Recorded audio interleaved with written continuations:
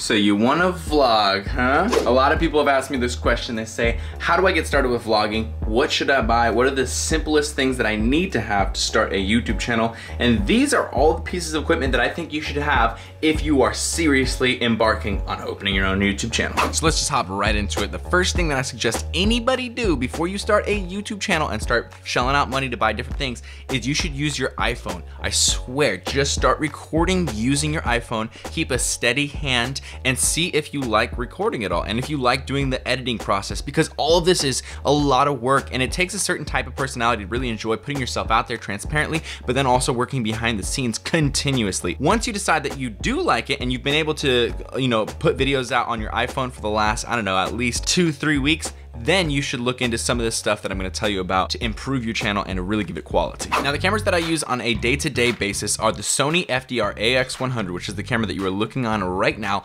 and the Canon G7X. Now, I suggest so heavily that you use the Canon G7X as it is the most versatile camera that I literally have ever used. All of my friends, probably almost every YouTuber that you watch uses a Canon G7X. Even I have one. I bought one for myself and for baby girl. It is just by far the one camera that's made for YouTube, essentially. So the pros of the Canon G7X, it turns on extremely fast, and that's important because sometimes you have the camera in your pocket or your bag, something happens in front of you and you want to capture it really quick, but you can't because you turn on your camera, you open it, you take the lens cap, and then now it's over. You know what I mean? So it's really good for like in the middle of conversations without anybody noticing. You just turn it on, start recording, and your vlog gets so much better. So that is one of the biggest things for me. That's one of the reasons I bought it. It has a flip up screen so you can actually look at yourself while you're vlogging.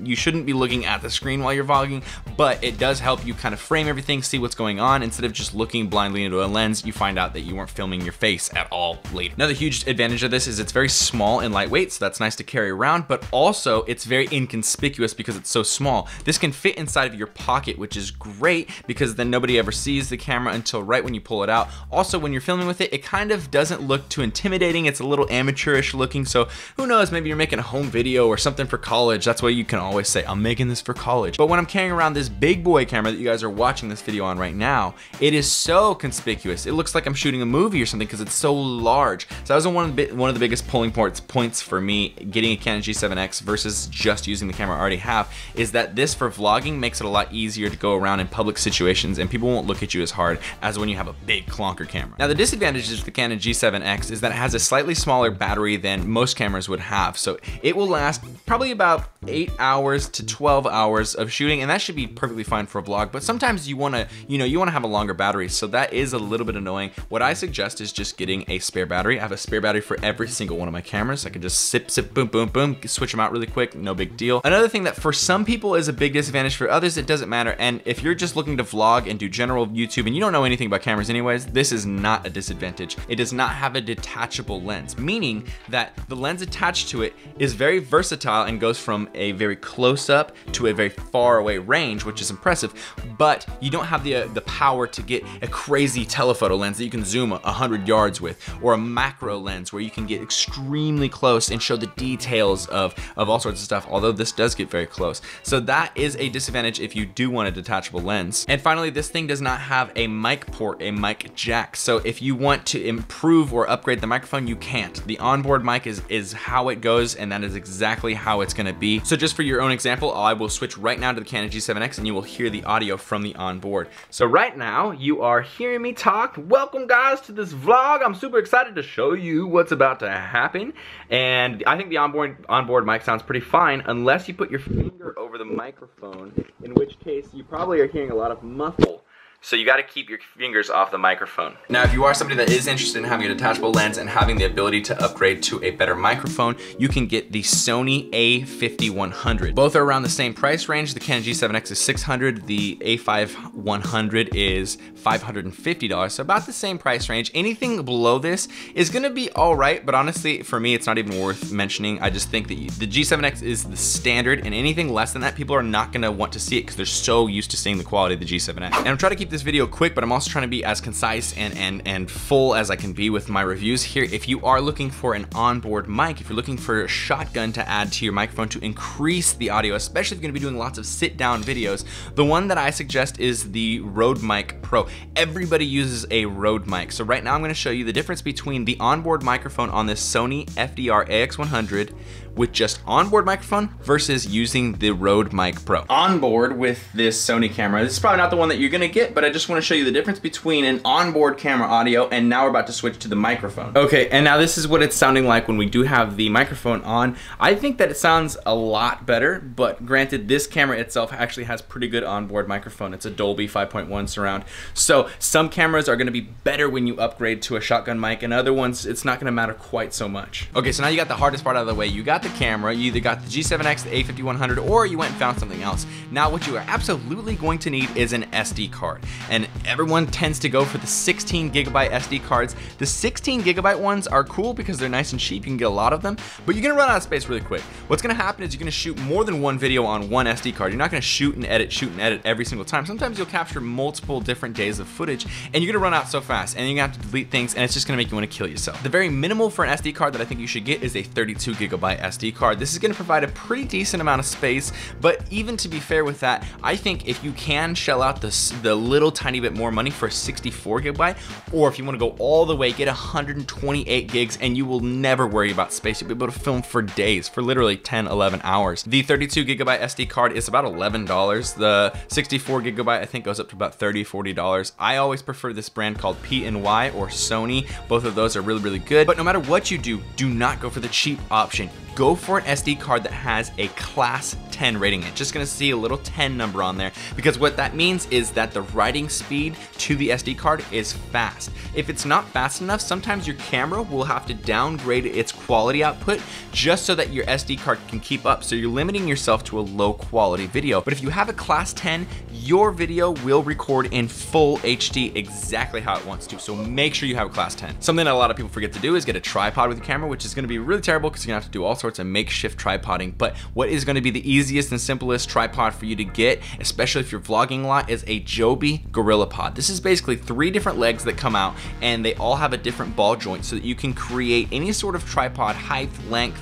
You can wrap it around things, so that's really cool. But it makes it so easy for you to just quickly spread the legs out, drop them down. You have a tripod now, and you can move the camera exactly what angle you want. Also, this Joby GorillaPod doubles as being a stick that you hold while you're taking your video. So it's kind of like a selfie stick. Literally almost every YouTuber when they're vlogging is not holding the actual camera, they're holding the stick. And you can either buy a tripod that's like that, or you can just get a GorillaPod and shove all the legs together. That's what I do, and I think it's so helpful. Now this one's much more optional. Not everybody needs this. Everything else I think you do need, but with this one, it's gonna be what kind of videos you're recording. So if you're gonna be doing a lot of talking just to the camera, sitting down in your house or whatever setting it is and just talking to the camera, I think you should get lighting, because natural lighting inside of your house or the lighting that's actually in your room, it's not necessarily the best. The lights that I prefer the most are soft boxes, and there's a few different ways to set up soft boxes.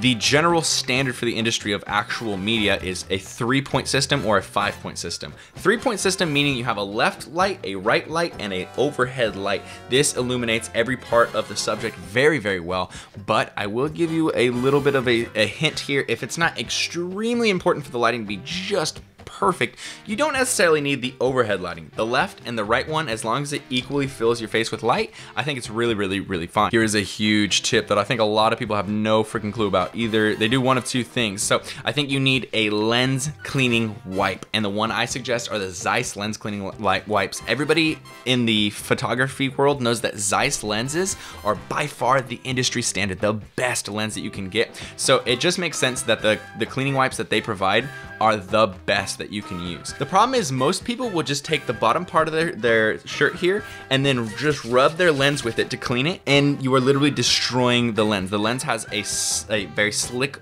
oil coating that you remove, and then also your shirt is gonna cause micro scratches on the actual lens. So over time, you're gonna deteriorate your lens, and you're gonna create all sorts of weird light bubbles that come in whenever you have light in your lens, and it's also just gonna degrade the quality. You won't even realize that it's not nearly as good as it used to be. These lens cleaning wipes, the fabric that they use is extremely soft and will not cause any tears or any trauma on your lens. Now you got everything to film, you got everything to make your vlog. Now you have to edit your vlog after you film. So basically all you're gonna need is a computer and an editing program. For the computer, it's very, very simple. Most people already have a computer or a laptop. If you're working with a MacBook, you're perfectly fine to start with iMovie. But basically all you're gonna need is at least 250 gigabytes of storage, and that's very light. If you can, go to 500 gigabytes all the way up to a terabyte. That's really important because videos, like for example, a 10-minute video will be about 8 to 10 gigabytes of space. After you've made 20 videos, you just filled up your whole computer. So the more space you can have, believe me, you're going to need it.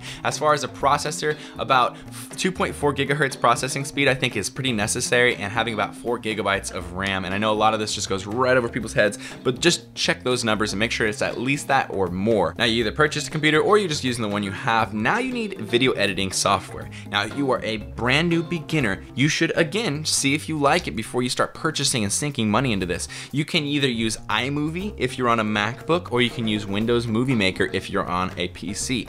Very simple editing programs that you can just really quickly slap all your clips in, cut them up, and make a vlog with. If you do like YouTubing, you like vlogging and stuff, and you want to get farther into it, you're gonna need to update and upgrade to a better video editing software. So if you're using a Windows, there is Sony Vegas Pro, and that is exclusive to Windows. If you're using Mac, then Final Cut Pro, which is exclusive to Mac. And then if you want to cross-platform so you can play with people who are using either type of computer, which is the best, but it is the hardest one to get used to, it's Adobe Premiere. I use Sony Vegas Pro. Most people use Final Cut Pro, and then the industry standard or the most professional is Adobe Premiere. So it's kind of up to you which one you're gonna look into and like, but Google it around and see which one you kind of see as being the best one. That is it. We just got through it, guys. I hope that wasn't too much information at once. I hope this video didn't drag on too much, but I did want to give as much information as I could in as quick a way as possible and show you exactly the things that I think you need minimum to start a really high quality channel that could actually turn into something in the future. I know a lot of people are gonna comment and say I should have added tips and how to actually start a channel and tips to improve your vlogs and to get audience and things like that. Simply, I wanted to keep this video short, but I've actually made a video like that in the past, and I'll make another video soon in the future. How to improve your vlogging style, how to improve recording and editing, everything like that.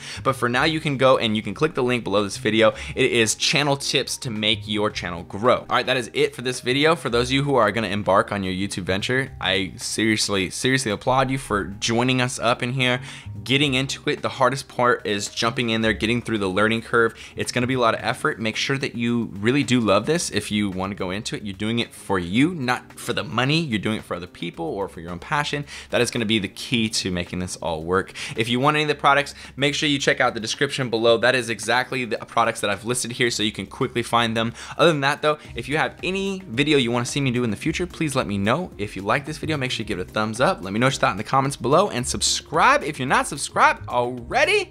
Team Beyond the Week. CT. Lift heavy or die MIRIN, motherfucker. Team Beyond the Week. CT. Lift heavy